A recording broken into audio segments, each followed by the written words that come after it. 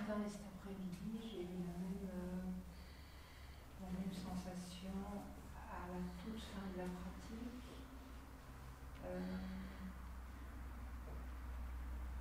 Je voyais plus à travers mes paupières la lumière de la salle, mais c'était très foncé comme couleur. Et au bout de quelques minutes, des taches lumineuses sont venues qui ont petit à petit envahi toute cette obscurité. Et c'est un sentiment que j'ai, une impression que j'ai déjà eu ces tout derniers temps dans ma pratique, mais ce matin et cet après-midi, c'était vraiment très fort. Et je ne sais pas si vous pouvez m'éclairer.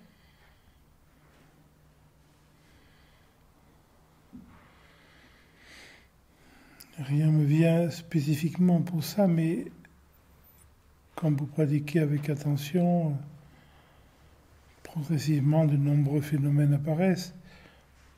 Le cerveau a des capacités tactiles sans limite.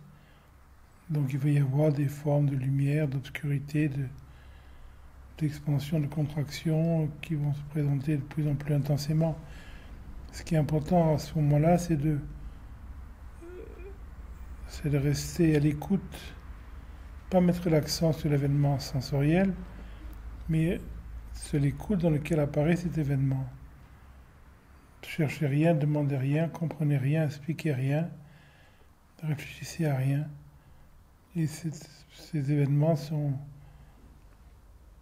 se transformer en autre événement. C'est normal quand on a travaillé le corps en certain temps vraiment de manière vacante, sans intention, qu'il y a dans le moment de tranquillité après la séance, que le cerveau déploie d'autres éléments sensoriels que ceux connus habituellement. Quand je pratique avec vous, avec Marie-Claire, comme ça, je me sens très touchée. Je sens mon appel. Mais ensuite, il y a une force d'oubli qui est très forte. En fait. J'oublie. Et puis, elle demandait tout à l'heure est-ce qu'il y a encore quelqu'un pour respirer. Et je me rends compte que ce travail sur le corps permet un détachement de se prendre pour celui qui respire. Mais ça revient tout le temps, en fait, très fort, cette identification. Je me prends pour en haut. Vous devez accepter ce qui arrive. Ce qui arrive est nécessaire. Donc, quand vous appropriez votre image, c'est un moment vous en avez besoin. Plus tard, éventuellement, vous aurez moins besoin de ça et ça va se réduire. Ce qui est important, c'est pas ce qui se passe, c'est de voir ce qui se passe. Donc, soyez intime avec le mécanisme d'appropriation. Il ne s'agit surtout pas de se désapproprier quoi que ce soit, il ne s'agit surtout pas de se désidentifier de quoi que ce soit, ça c'est un imaginaire. Il s'agit de voir simplement le fonctionnement. Donc vous venez, vous travaillez un peu sur votre tapis et vous avez des moments de disponibilité naturelle.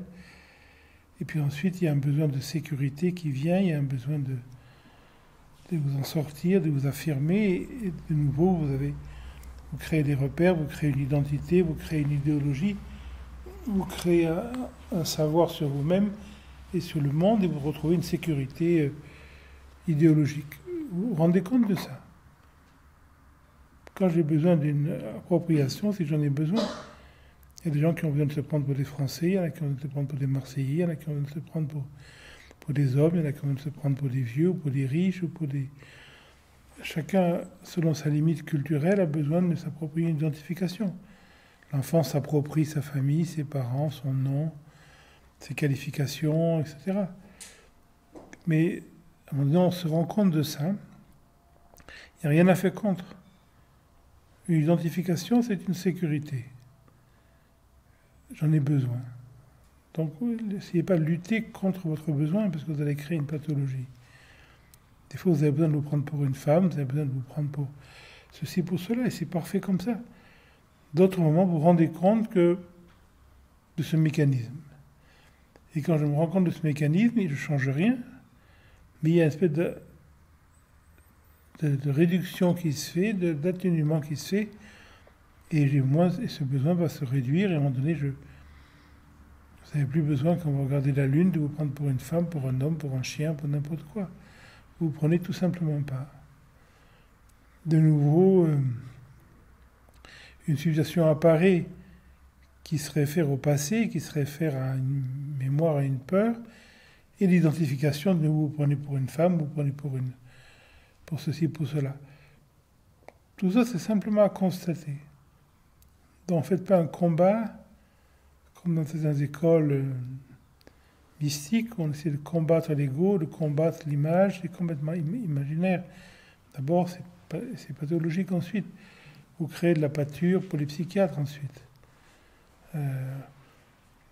Devenez de plus en plus intime avec le mécanisme, c'est tout. Il n'y a rien à changer. Quand vous n'avez plus besoin de vous prendre pour quoi que ce soit, vous ne prendrez plus pour quoi que ce soit. Donc, anticipez pas votre capacité. Si je dis je veux plus me prendre pour une femme, pour ceci, pour cela, c'est un imaginaire, c'est une pensée. Se prendre pour Napoléon ou pas se prendre pour Napoléon, c'est deux pensées. Il n'y en a pas une qui est plus profonde que l'autre. Ce qui est profond, c'est de voir le mécanisme. Donc, quitter tout élément de lutte, tout élément de jugement, que c'est mieux ceci, que c'est moins bien cela. Non, non. Quand vous savez un moment de disponibilité vis-à-vis de vous-même, après une séance de yoga ou quand vous regardez la lune, quand vous vous promenez, c'est parfait. Et quand vous vous prenez pour ceci, pour cela, c'est parfait aussi. Pourquoi ? Parce que c'est ce qui se présente dans l'instant. À un moment donné, c'est dans l'instant que je dois rencontrer ce qui est essentiel. Ce qui est essentiel n'est pas fragmenté. Ce qui est essentiel n'est pas là uniquement quand je suis disponible. Ce qui est essentiel est là à chaque instant. Autant quand je suis dans la prétention, autant quand je suis dans l'ouverture. Donc il faut absolument se rendre compte de cette espèce d'imaginaire idéologique de penser que l'ouverture est plus ouverte que la fermeture. Non, l'ouverture c'est un aspect de la vie, la fermeture c'est un autre aspect de la vie. Les deux sont aussi profonds, sont aussi essentiels. L'enfant a besoin de se prendre pour Napoléon, et à un moment donné, il n'y a plus ce besoin. Voilà, comme il y a une jeunesse, puis il y a une vieillesse, c'est nécessaire. Il n'y a pas un qui est mieux. Donc c'est très important de quitter une espèce de rivalité, d'opposition entre l'ouverture et la fermeture, comme quoi il y a un qui est magnifique et l'autre qui est dramatique. La fermeture, c'est l'ouverture quand on la laisse vivre sans commentaire psychologique. Quand je vois que je suis en train de me prendre pour ceci ou cela, quand je défends mon point de vue, quand je vois que je suis en train de me défendre, d'affirmer,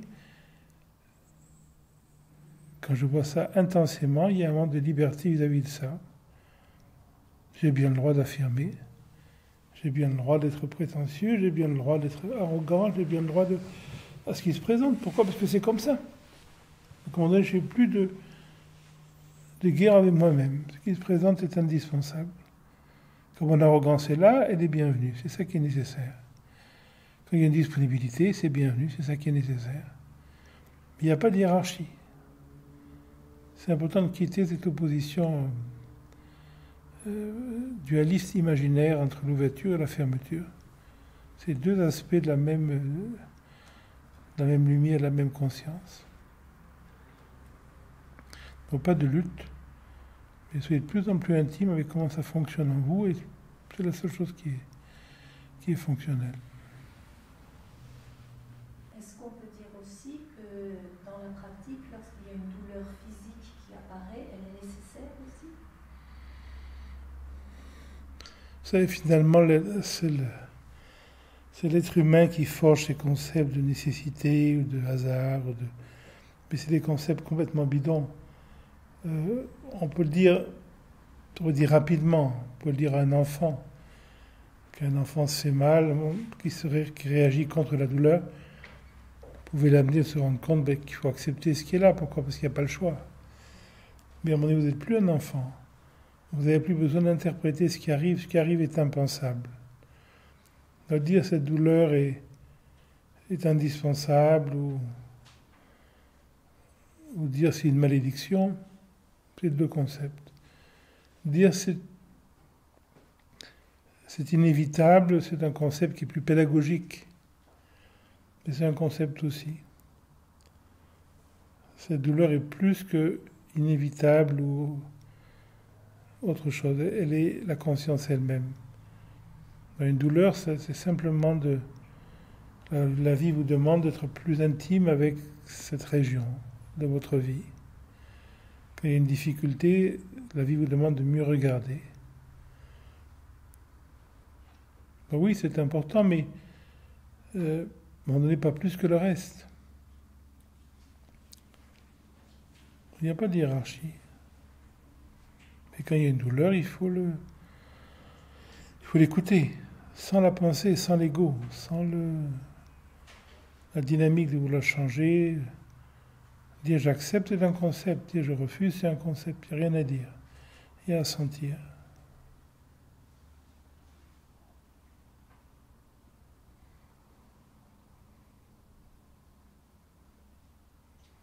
C'est important de plus raconter d'histoires. À un moment donné, la psychisme est toujours en train de se raconter, de justifier. C'est nécessaire, c'est inévitable.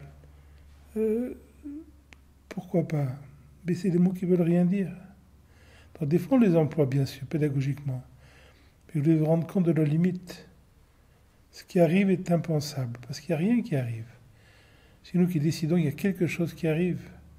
Et où quelque chose commence, où ça finit, c'est des catégories cérébrales. En réalité, il n'arrive vraiment rien. C'est ça que je dois pressentir. Donc pour ça, je dois aborder ce qui arrive sans la penser, sans le mettre dans des catégories, sans le mettre dans une boîte. Comme un bouddhiste qui va expliquer, ou un hindou qui va expliquer c'est le karma, ou un chrétien qui va dire voilà, c'est la rétribution, etc. Tous ces malheureux qui ont des religions, qui expliquent la vie, qui expliquent le monde, ont besoin d'une explication. Mais à un moment donné, il n'y en a plus besoin d'explication. La vie est sans limite, comment est-ce qu'on peut comprendre quoi que ce soit? On doit devenir tranquille. Il n'y a que dans cette absence d'explication qu'il y a une vraie tranquillité.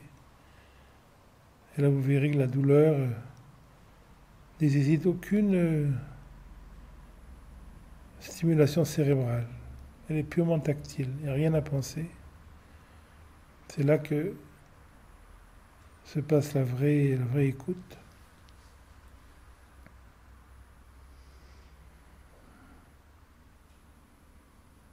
C'est une approche qui n'est pas faite pour les gens intelligents. Les gens intelligents ont besoin de comprendre, d'expliquer, de dire c'est comme ça. Non, justement, c'est jamais comme ça. Quand je dis c'est comme ça, j'ai créé un concept misérable pour expliquer l'immensité. Il faut l'humilité de renoncer à la compréhension. C'est ça la base du travail interne. Est-ce que je peux ne pas comprendre ce qui m'arrive? Ça, c'est le début de la disponibilité. De faire attention aux témoins, qui suis-je, le grand moment. Est-ce que vous pensez que c'est une fausse route qui va créer une dualité? Dans l'approche traditionnelle, le sakshin, le témoin, est employé uniquement quand c'est transmis par un maître qui vit cette liberté. Donc Ramana Maharshi était autorisé à employer cette technique. Jean Clare a utilisé également cette approche, mais il soulignait toujours que ça doit être transmis par quelqu'un qui vit lui-même cette liberté. Sinon, ça reste une chose complètement conceptuelle. Parce que dire « je suis témoin », c'est une pensée. Donc c'est... Dans l'approche tantrique, on ne rentre pas là-dedans. L'approche tantrique est démocratique. L'approche védantique est élitiste. L'approche du Vedanta est faite pour les génies, pour les gens exceptionnels, et on est content pour eux. Mais pour les gens simples, comme la plupart d'entre nous, c'est comme imaginaire. On peut très bien dire « je ne suis pas le corps, je ne suis pas le corps », mais qu'un crocodile vous mord la jambe, vous allez voir que c'était quand même un concept. Dans l'approche tantrique, tout ce qu'on perçoit est conscience. C'est une approche qui est inclusive.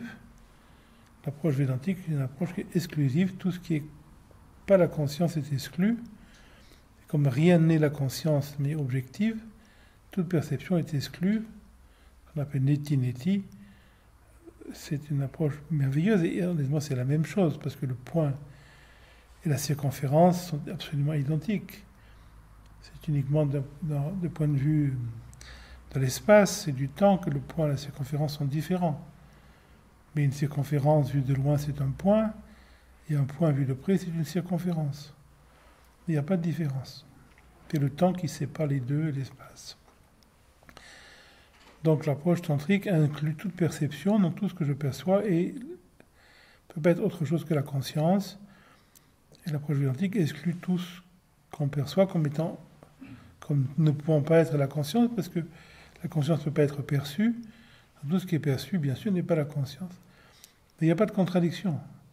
Mais uniquement si on respecte on va dire la norme traditionnelle, l'approche du témoin demande la présence de quelqu'un qui vit cette propre liberté. Ça court pas les rues. Mais c'est une approche tout à fait belle, bien sûr. Il y a des textes traditionnels comme le Drodrog Virka, par exemple, qui sont basés sur cette approche.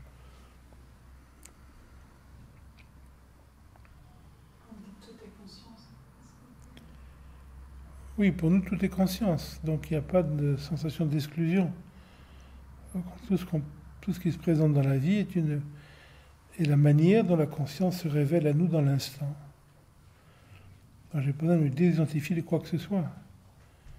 Je suis mon corps, autant que je suis la montagne devant moi, autant que je suis votre corps, autant que je suis tout ce qui se présente. Ce qui se présente est moi-même, parce qu'il n'y a rien d'autre. Parce que tout est représentation, et en fait, il ne se présente rien. C'est uniquement une activité cérébrale. Ce que j'appelle mon corps, c'est une représentation cérébrale. Ce que j'appelle votre corps, c'est une représentation cérébrale. Ce que j'appelle la montagne, c'est une représentation cérébrale. On ne perçoit pas le monde, on perçoit notre activité cérébrale.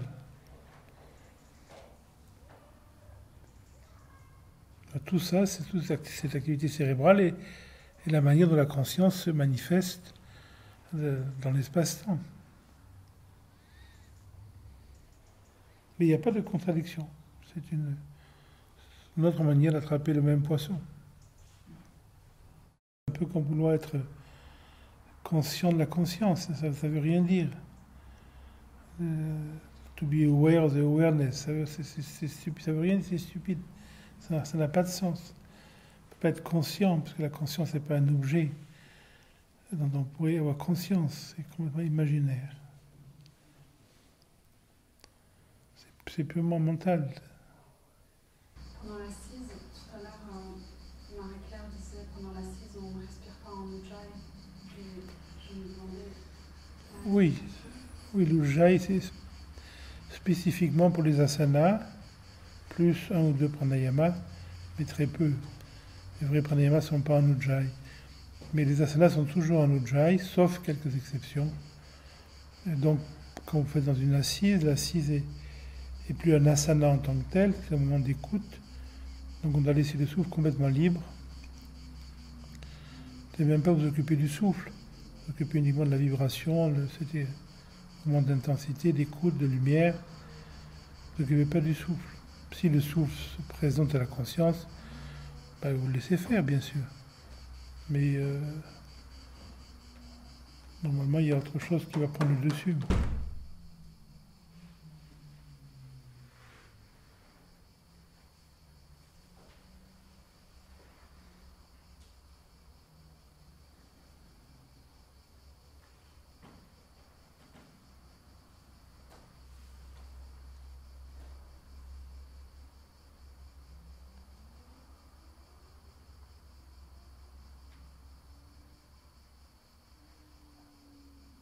Des techniques qui Mettre l'accent sur la respiration pendant l'assise sont toujours des techniques très intentionnelles. On a ça dans le bouddhisme zen, on a ça également dans cette école de yoga. Mais pour nous, l'assise, on ne s'occupe pas de la respiration. Le travail respiratoire, des pranayama, c'est une chose, l'asana, c'est une chose, mais quand on arrive à ce moment de disponibilité, il n'y a plus de corps, normalement, on ne s'occupe pas du corps.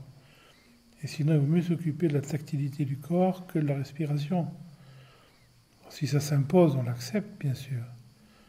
Mais on n'a pas à s'en occuper. Il y a d'autres moments où on peut, je dirais, spécifiquement explorer la spatialité du son, remplir l'espace devant, derrière, droite à gauche, etc. Ou de filtrage à la gorge, de sentir les différents étages dans le corps, de respirer en léchant un objet devant. Il y a innombrables manières de respirer. Mais ça fait partie d'une technicité. L'assise, normalement, c'est quand on arrête la technicité. L'assise, c'est un peu comme quand vous avez fait l'amour. Voilà, c'est fini.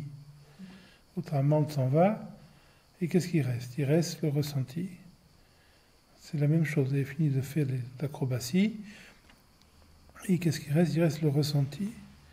Vous n'avez rien à faire pour sentir. Vous vous laissez faire. Et vous laissez les effluves tactiles se déployer naturellement. Vous êtes totalement passif et la tactilité se déploie totalement active. Si le souffle apparaît, pourquoi pas? Mais il n'y en a aucun accent dessus. Et ça ne devrait pas apparaître très longtemps.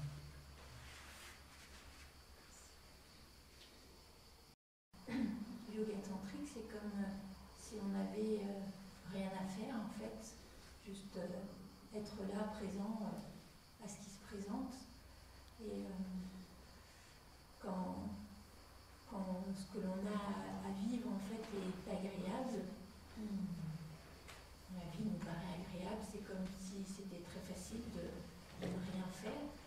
Et quand parfois on vit des choses qui nous paraissent douloureuses, là du coup on est dans l'envie de faire, peut-être de réagir, en tout cas de changer les choses. Est-ce qu'il faudrait, entre guillemets, réussir à accueillir les choses agréables comme les choses moins agréables de la même manière et être dans un non-vouloir-faire dans les deux situations? Il faudrait rien du tout. Il faudrait vous amener à consulter un psychologue plus tard. Constatez votre fonctionnement. Il y a des situations dans lesquelles vous êtes disponible, ouverte. Il y a des situations qui vous agressent, que vous ne supportez pas. Vous êtes défensive, etc., agressive. On ne vous demande pas de changer ça. On vous demande de devenir intime avec ce mécanisme. Au plus je suis intime avec quelque chose, au plus il va y avoir un changement organique. Au plus je vois mon arrogance, au plus il y a des moments d'humilité qui vont venir. Mais si vous essayez d'être humble, ça ne marche pas, c'est le contraire. Donc essayez pas d'accepter ce que vous n'acceptez pas, mais soyez disponible, ressentez à quel point vous refusez telle chose, ressentez à quel point vous êtes traumatisé par telle chose, ressentez à tel point vous êtes agressé par telle chose. Sans commentaire, on ne vous demande pas de changer. Vous avez bien le droit d'être agressé par ceci ou par cela. Ce qui est important, c'est de voir votre mécanisme. Votre mécanisme n'est pas une erreur divine qu'il faut rectifier. Votre mécanisme fait partie de l'harmonie générale de la vie. Autant votre ouverture que votre fermeture. Alors arrêtez de se battre pour l'un contre l'autre. Soyez totalement dans cette intimité où sentez quand vous vous détendez, sentez quand vous vous crispez. Voilà, sentez. On ne vous demande pas de dire ça c'est bien, ça c'est pas bien. Non, vous sentez. Vous sentez la chaleur du soir et puis la chaleur, sentez votre corps dans cette sensation de chaleur, le corps qui se lâche, etc. Puis petit à petit la chaleur devient une fraîcheur. Et vous sentez petit à petit le corps qui va réagir, qui va se contracter contre la fraîcheur. Voilà, je constate. C'est pas bien la chaleur, c'est pas mal la fraîcheur, c'est pas bien la détente, c'est pas mal la contraction. Non, je constate. Quand on fait de l'amour, des fois vous êtes tendre, des fois vous êtes violent, il n'y a pas un qui est mieux que l'autre. Ce qui est mieux, c'est d'écouter ce qui est fonctionnel dans la situation. Non, pas de Pas de guerre, pas de technique, pas de essayer d'être ouvert quand on est fermé. C'est absurde. C'est une vieille chose chrétienne. Quand vous êtes fermé, soyez vraiment fermé. Sentez-le dans tout votre corps. À quel point vous êtes fermé. Quand on vous fait ça, quand on vous dit ça, quand vous voyez ça à la télévision, quand votre chien fait ça, quand votre mari fait ça, quand votre parent fait ça, voyez à quel point vous êtes agressé, à quel point vous êtes traumatisé, à quel point vous êtes violenté. C'est magnifique, c'est super. Sentez-le vraiment. C'est chaud. Comment vous savez que vous êtes agressé, violenté? Vous le sentez. C'est quoi alors? C'est chaud, c'est froid, c'est sec, c'est humide, c'est astringent, c'est amer, c'est salé, c'est sucré, c'est lourd, c'est léger, c'est grave, c'est aigu, c'est en expansion, c'est en contraction. Vous devez le ressentir. Rien à penser. Vous n'avez pas donné des bons points, ça c'est bien, je suis ouvert, non c'est pas bien, je suis fermé. Ça marche pas comme ça. Ça c'est dans le yoga. Chez le malheureux Patanjali, ça marche comme ça. C'est autre chose. Soyez simplement disponible à votre fonctionnement. Et honnêtement, les moments où vous êtes disponible, ça ne nous intéresse vraiment pas. Ce qui est important, c'est le moment où vous êtes défensive. C'est là qu'il y a quelque chose à découvrir de magique. Les moments où la vie est facile, c'est des moments stupides. Perdez votre temps. Tant votre mari est fidèle, tant que vos enfants sont en bonne santé, tant que vous n'avez pas de problème financier, vous perdez votre vie. Et bien un événement arrive, vous met en question. Là, vous commencez à regarder, vous commencez enfin à écouter. Regardez comment ça se passe. Dans votre ventre, dans votre plexus, dans votre gorge, etc. C'est ça qui est important. Donc, c'est les moments de difficulté qui sont votre richesse. Les moments où vous êtes heureux comme un chat sur une chaise, c'est des moments presque perdus de la vie. Ils sont là aussi pour vous préparer au reste. Pour les chats, c'est différent. Mais l'être humain est mûri par les épreuves, par la difficulté, pas par les moments d'apaisement.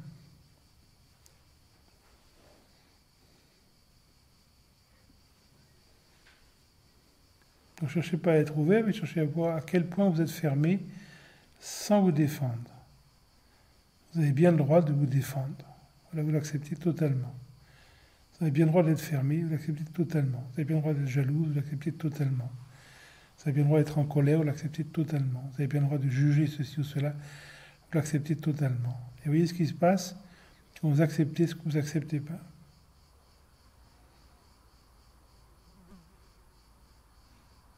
Vous voyez ce qui se passe tactilement.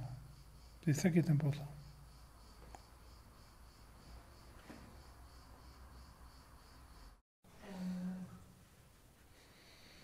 Quand je constate que je suis arrogante, que je suis méchante, que je suis négligente. C'est difficile si vous voulez accepter. On ne vous demande pas de vouloir accepter. On vous demande de voir que vous n'acceptez pas.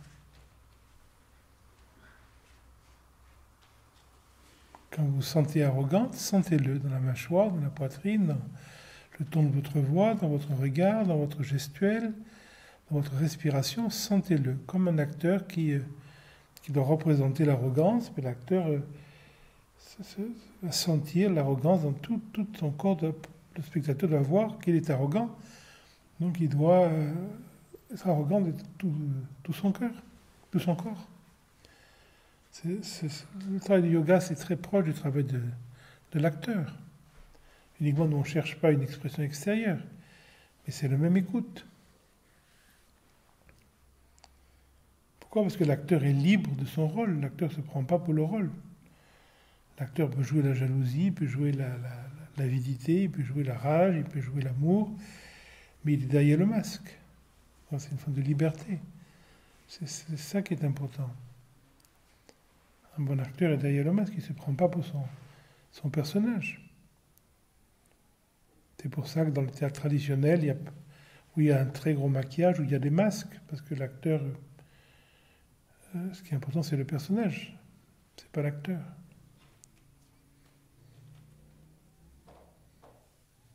Donc, Quand vous êtes en réaction, soyez totalement passionné, comme un écrivain qui prend des notes sur comment ce personnage vit sa réaction. Si vous étiez Proust, vous écririez cette réaction. Alors il a senti ça dans la poitrine, et puis ça dans la gorge, et puis ça dans le bassin, et puis le ton de sa voix, et puis sa respiration, et puis il bougeait comme ça, et puis il a avancé, puis il reculait, et puis il hésitait, et puis il cherchait ses mots, et puis il avait chaud, et puis prenez des notes mentalement, tactilement, de comment se présente cette réaction que vous estimez inadmissible, que vous estimez réactive, que vous estimez pas digne de vous. L'estimez plus, mais ressentez-la. Donc il n'y a rien à faire. Parce que c'est ce qui se passe naturellement de sentir. C'est quoi le travail corporel? Le travail corporel, c'est juste pour vous préparer à ces moments-là. On fait des mouvements stupides, on lève un bras, on amène le bras à droite, à gauche, on monte, ça sert à quoi? Ça sert à rien. Mais ça vous familiarise la moindre sensibilité de l'épaule, la moindre sensibilité de la hanche, la moindre sensibilité du bras.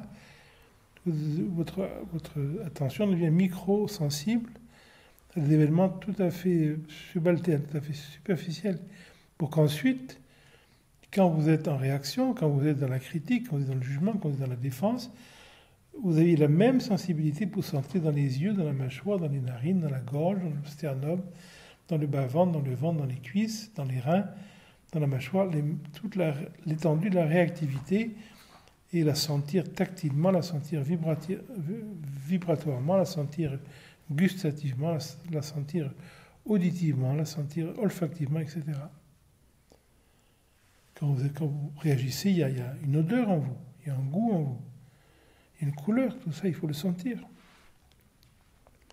Donc, pas de projet de ne pas réagir, pas de dire je dois accepter ma réaction comme un chrétien qui dit je dois accepter, mais c'est quand même conceptuel. Il n'y a rien à accepter, il y a à sentir. Et sentir, c'est votre nature organique. Il n'y a rien à faire. Si vous asseyez devant un enfant de 2 ans, vous donnez une paire de gifles, vous allez voir l'enfant sans la paire de gifles. Vous donnez une paire de gifles à 1 an, il la sent. C'est la nature du corps. Voilà, l'enfant sent. Quand l'enfant n'est pas identifié, la sent après, vous lui donnez un ballon, il est content, il rigole. Parce qu'il n'a pas l'idée, on n'aurait pas dû me gifler.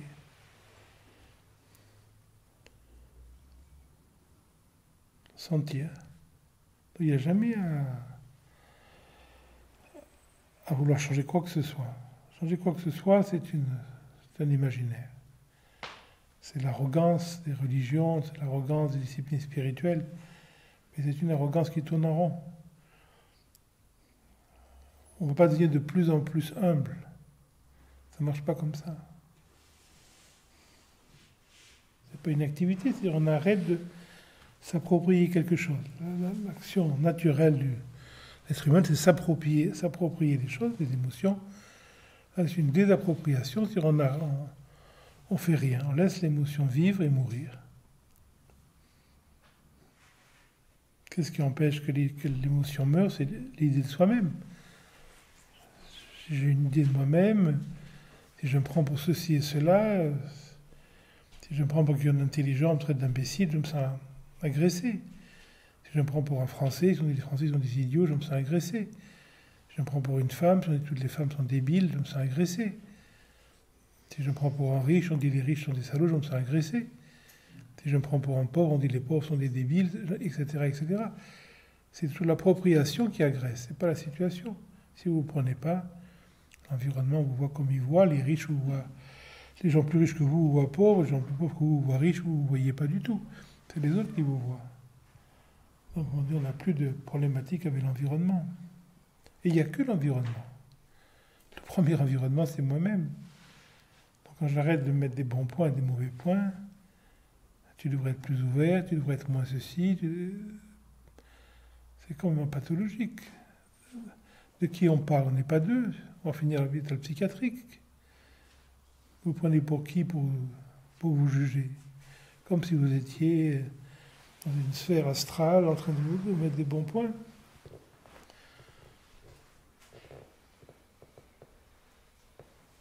C'est une sorte de dichotomie psychiatrisante. ce penser. De qui on parle? Qui c'est que vous jugez? Vous prenez pour qui? Pour juger? C'est complètement pathologique.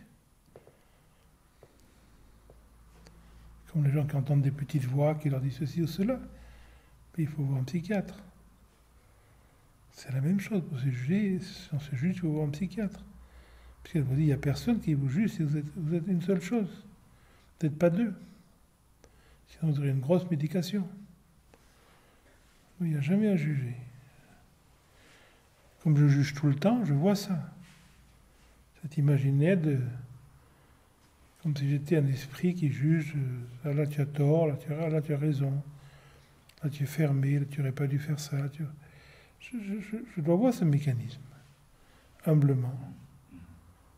Au plus je le vois, au plus il y a une espèce d'espace qui va se faire, et à un moment donné, l'idée de penser quoi que ce soit sur soi-même ou sur les autres va complètement vous quitter. Exceptionnellement, il peut y avoir une mémoire qui remonte, et alors c'est pas grave de penser qu'on est débile ou de penser que le voisin est débile. C'est pas grave, ça n'a pas duré. Puis je me rends compte, c'est moi qui suis débile.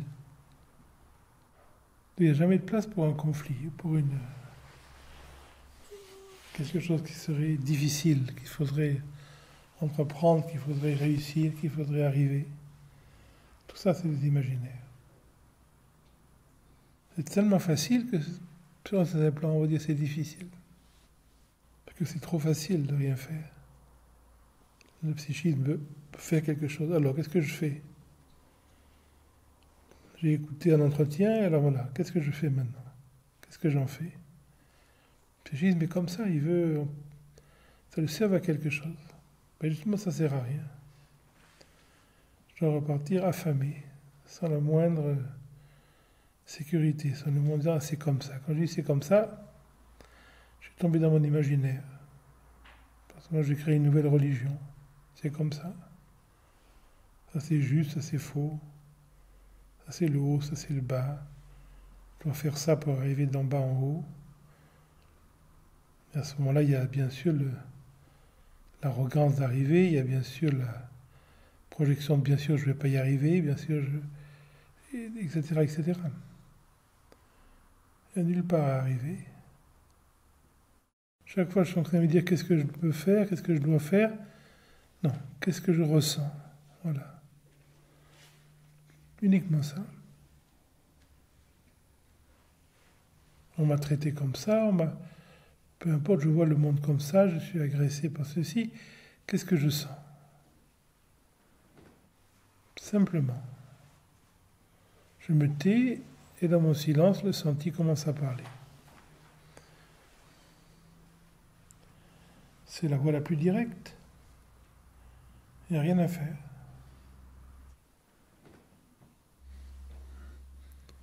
Être aimé, c'est un concept.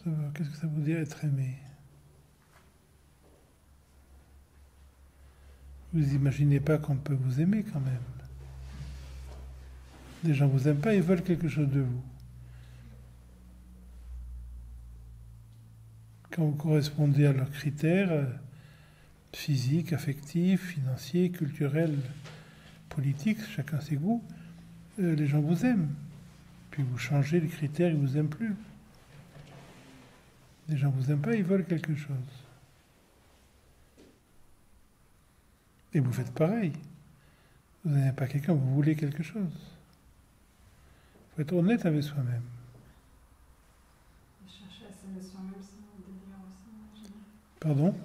Chercher à s'aimer soi-même, c'est encore une autre... Oh oui, ça c'est... Là on rentre dans le bêtisier. Non, on ne peut pas s'aimer soi-même, il n'y a personne pour... Vous prenez pour qui? Vous n'êtes pas un pot de fleurs que vous puissiez aimer, ou plus aimer, ou aimer moins, aimer plus. Non, il n'y a pas une chose comme ça. Ce qui est là est tellement immense que vous ne pourrez jamais... C'est pas quelque chose qu'on peut aimer, c'est parce que c'est ce que vous êtes. Vous êtes cette immensité, vous êtes cet amour. Vous ne pouvez pas vous aimer, ça ne veut rien dire. Vous êtes cet amour. Quand vous arrêtez de prétendre être quelque chose, être quelqu'un, qu'on puisse aimer, qu'on puisse ne plus aimer. Quand on a l'idée de prétendre j'aime telle personne, j'aime plus telle personne. L'amour est imaginaire. C'est la seule exception, généralement, c'est l'amour d'une mère pour ses enfants. Parce que quand c'est un plan, la mère n'attend rien de l'enfant. L'enfant, que ce soit le pire des enfants, la mère aime l'enfant. On aime ses enfants s'ils sont débiles, on les aime s'ils sont intelligents, on les aime s'ils sont moches, on les aime s'ils sont beaux, on les aime s'ils sont sympathiques, on les aime s'ils sont odieux. Donc une mère, sur un certain plan, ne demande rien. C'est pour ça que dans la tradition indienne, les femmes ne font pas de yoga. Parce qu'elles s'occupent de leurs enfants, elles s'occupent de leur mari, c'est déjà pas mal. Les hommes qui sont dans la prétention d'être quelque chose doivent faire du yoga pour se libérer de cette prétention. Mais la femme est par sa nature totalement à l'écoute de ses enfants, de son mari en Inde. C'est une esclave. L'esclave, c'est la position la plus haute dans la hiérarchie indienne. Celui qui est servi vit dans un imaginaire, donc il doit se purifier par le yoga. Celui qui sert occupe la position supérieure de l'être humain. Abdelkader a dit, l'être humain a deux côtés. Le côté de la seigneurie et le côté de la servilité. Et dans cette vie, c'est la servilité qui doit dominer.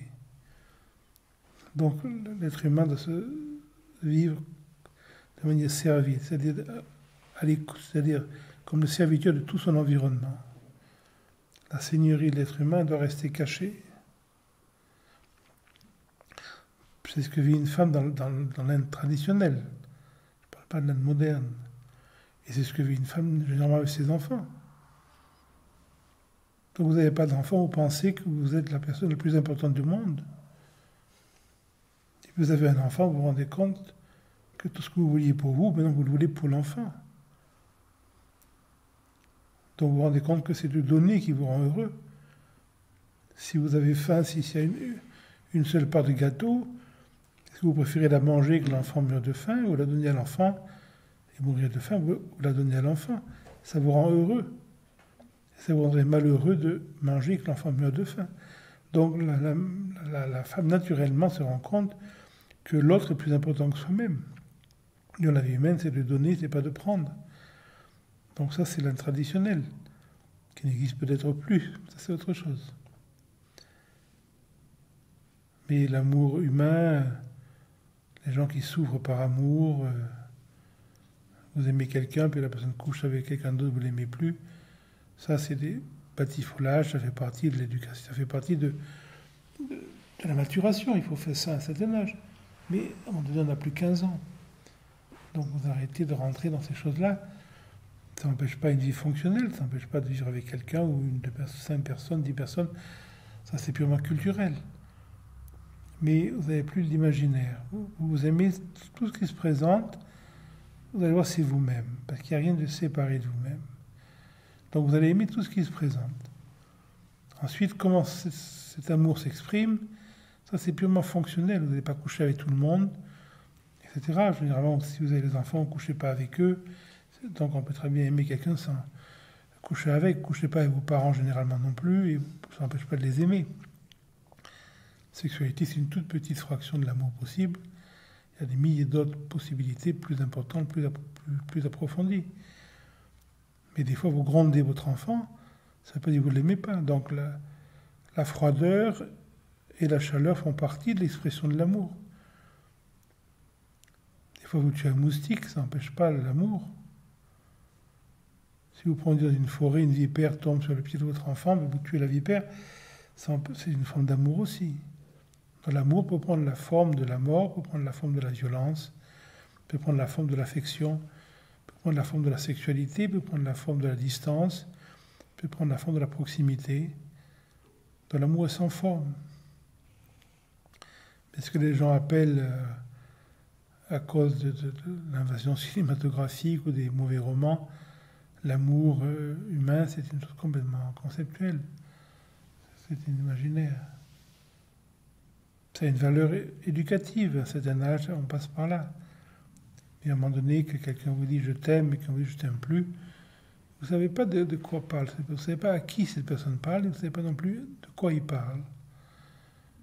Quand Quand quelqu'un vous dit je t'aime, ça veut dire qu'il projette sur vous, et vous correspondez à ses caractéristiques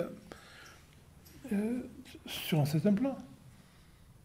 Et si vous ne correspondez plus à ces caractéristiques, vous dites je t'aime plus. Je t'aime plus si tu couches avec telle personne, je t'aime plus si tu fais ça, je t'aime plus si tu fais ça. Si tu vas là-bas, etc. Donc ce genre d'amour est complètement imaginaire, il n'y a pas à s'en occuper. Mais pour les adolescents, ça fait partie du terrain d'exploration de la vie.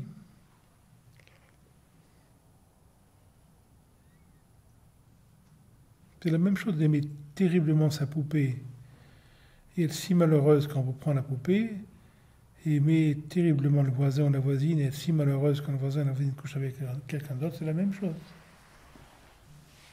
C'est le même niveau. Et ça a sa place. Mais à un moment donné, on ne joue plus à la poupée.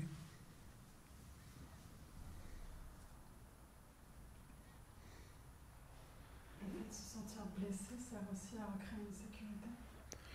Bien sûr, oh, c'est une superbe sécurité, se sentir blessé, c'est magnifique.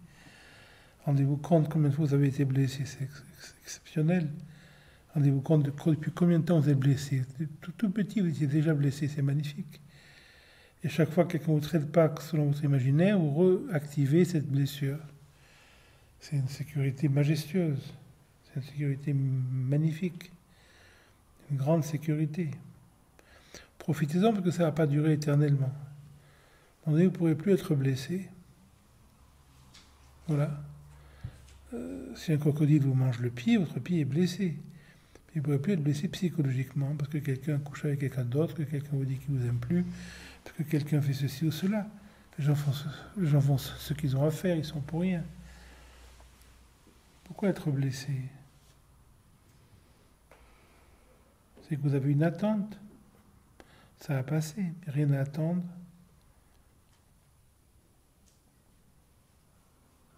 Vous êtes blessé ou parce que vous attendez quelque chose, ou parce que vous voulez qu'on vous respecte, ou parce que vous voulez qu'on vous comprenne, ou parce que vous voulez qu'on vous écoute, ou parce que vous voulez qu'on vous aime. Il n'y a pas d'autre possibilité.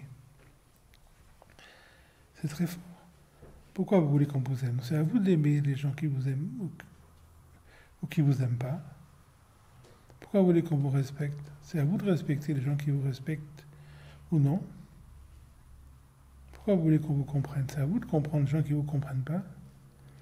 Pourquoi vous voulez que quelqu'un d'autre fasse le travail que vous devez faire? Pourquoi vous voulez qu'on vous écoute? C'est à vous d'écouter celui qui ne vous écoute pas. Si vous écoutez, si vous respectez, si vous aimez, si vous écoutez, vous ne pouvez pas être blessé. Être blessé, c'est « tu ne m'as pas écouté, il ne m'écoute pas assez, il ne me respecte pas assez, il ne m'aime pas assez, il ne me comprend pas assez ». Non, c'est à vous de faire tout ça. Arrêtez de demander à l'autre de le faire. Aimez celui qui ne vous aime pas, respectez celui qui ne vous respecte pas, comprenez celui qui ne vous comprend pas, écoutez celui qui ne vous écoute pas, il n'y aura plus aucune blessure possible. Les psychologues sont tous au chômage. Et si vous attendez quoi que ce soit de l'autre, alors là, passez votre vie à voir des thérapeutes. Mes parents ne m'ont pas écouté, mon conjoint ne me respecte pas, il ne m'aime pas assez, il ne me comprend pas. Non, c'est complètement débile. C'est à vous de comprendre que celui qui ne vous comprend pas, ce n'est pas compliqué à comprendre.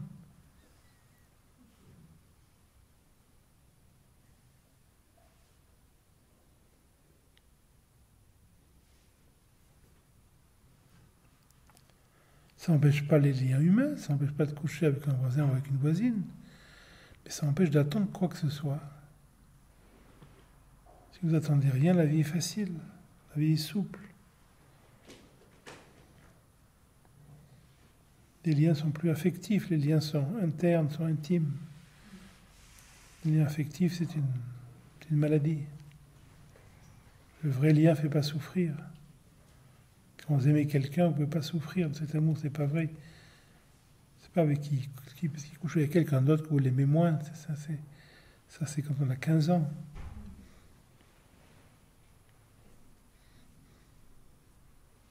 Et quand vous aimez quelqu'un, vous ne demandez rien. Parce qu'il n'y a rien à demander. Quand vous comprenez qu'il n'y a rien à demander à l'autre, ni à vous-même, la vie devient vraiment facile.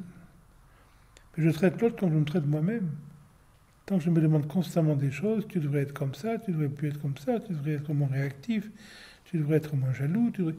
Alors je fais pareil sur les autres. Je deviens un dictateur pour les autres. Les autres devraient être moins jaloux, devraient être plus comme ça, devraient être plus ouverts. Non, c'est à moi de faire ce que je veux que l'autre fasse. Si je comprends ça, la vie devient extraordinairement facile. À ce moment-là, je peux m'occuper de ce qui est vraiment important. Maintenant, je suis dans ces imaginaires de relations. Je passe à côté de la vie, je suis dans un total imaginaire affectif. Vous faites une rencontre, après, vous couchez avec quelqu'un 3 fois, et ça devient le cœur de votre vie, vous pensez qu'à ça. 3 mois après, il s'en va, vous ne le voyez plus jamais, vous n'y pensez plus. Pendant 3 mois, qu'est-ce que vous avez fait? Vous avez rêvé, vous avez rêvé, vous avez rêvé. Voilà. Il faut voir le mécanisme. À un moment donné, on ne rêve plus. Ça n'empêche pas les rencontres, mais ça empêche l'imaginaire. Alors, vous voyez vraiment les gens comme ils sont. Pas d'attente, pas par la pensée, par le ressenti. La vie, c'est le rapprochement, la vie, c'est l'éloignement. Il n'y a pas de sécurité nulle part dans la vie. Une relation, c'est d'instant en instant, c'est toujours neuf. Tous les matins, ça recommence, un jour, ça recommence pas, c'est fini. Il n'y a rien qui manque. Pas créer une relation sur le long terme. Demain, il n'y a pas de demain. L'amour, c'est que présent. Quelqu'un me demande est-ce que tu m'aimeras demain, je dis mais pourquoi tu n'es pas présent? Maintenant, l'amour que j'ai, ça vaut rien. Que tu attends demain. L'amour, c'est maintenant. Si on est vraiment présent maintenant, il n'y a jamais de demain. Celui qui veut être aimé demain, c'est qu'il n'aime pas maintenant. Donc, vous devez trouver cette intensité dans une relation. Ça peut durer 2 heures, ça peut durer 3 jours, ça peut durer 3 mois, ça peut durer 30 ans. Mais c'est toujours neuf, d'instant en instant. Sinon, c'est un imaginaire. Si ça dure 30 ans, c'est toujours neuf. Ce n'est pas une vieille relation, c'est une neuve relation à chaque instant. Il n'y a pas de hiérarchie. Le long terme, le court terme ne sont pas en rivalité. C'est la vie qui s'impose. Qu'une relation s'arrête, ce n'est pas un échec. C'est quelque chose qui va se présenter autrement. Comme quand vous avez un ami qui meurt, ce n'est pas un échec. Les amis meurent, c'est la vie. Les relations se finissent, c'est la vie aussi. Il n'y a rien qui manque, sauf si on est dans l'imaginaire.